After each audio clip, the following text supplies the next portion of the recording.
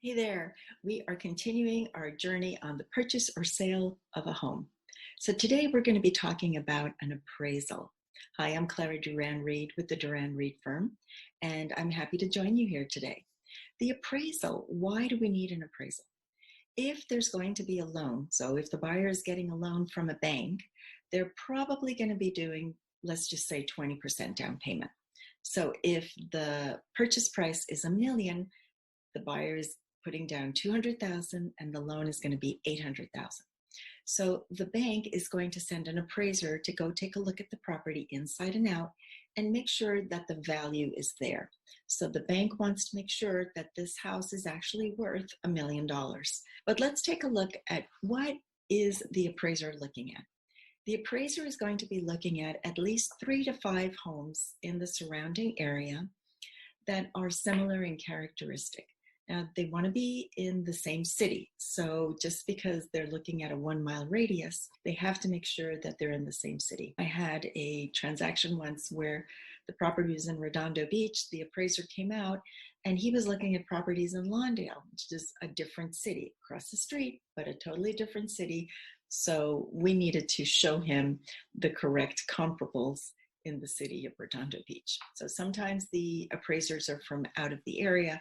So you want to make sure that your agent is on top of this and making sure that they are providing the comparables that they know about. So what else is the appraiser looking at? The number of bedrooms, the number of baths. They're going to be looking at the condition of the home. Is it in poor condition or is it turnkey, meaning you can move right in? Is it located on a cul-de-sac? Is it near a busy street or by a busy street? Does it have a pool? Has it been upgraded? Are there new floors, new kitchen perhaps, remodeled kitchen, remodeled bath? Any other upgrades? How old is the roof? These are all items that the appraiser is going to be looking at. Then they're going to take a look at other homes in the area as well. And they're going to adjust the pricing of those homes compared to the current home. So say, for example, the home that's for sale has an upgraded kitchen, but the other units in the area or the other homes in the area don't have that upgrade, then he's going to provide a higher price for the current home because of the upgrades. Okay, so that's how that works. Getting back to the 3 to 5 homes in the area. Sometimes when there's very little inventory, then the appraiser is probably going to have to go a little bit further out than that 1-mile radius. Right now, that is kind of the way things are. There are fewer homes for sale. Let's talk about what happens when the appraisal comes in. The appraisal comes back, and let's just say we've got this $1 million home. The appraiser says that the value is higher than $1 million.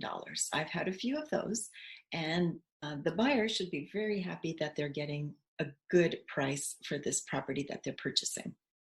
The appraisal report normally does not go to the seller. It is paid for by the buyer. So at least in California, it is not one of the reports that the buyer has to provide to the seller. And by report, I mean usually inspection reports are something that the seller is entitled to, even though the seller may not have paid for them. So if it's higher than the purchase price, then we're good.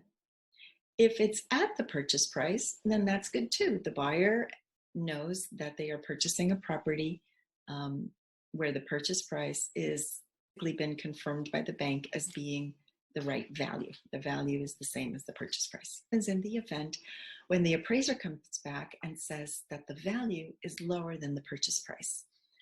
So again, we're going to take that $1 million example. And let's just say the appraiser comes back and says, no, the value of the property is $950,000. So we've got a $50,000 difference.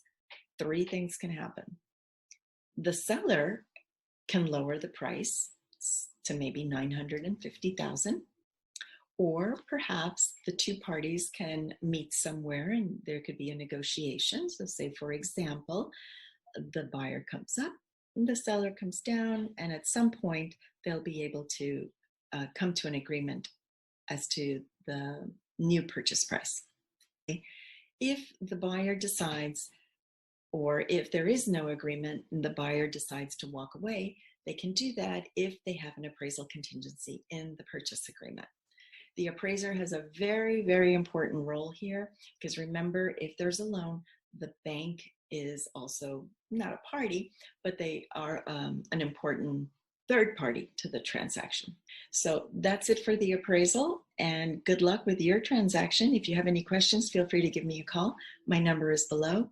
Remember to like and follow our videos and our channel, and stay safe, and talk to you soon. Bye-bye.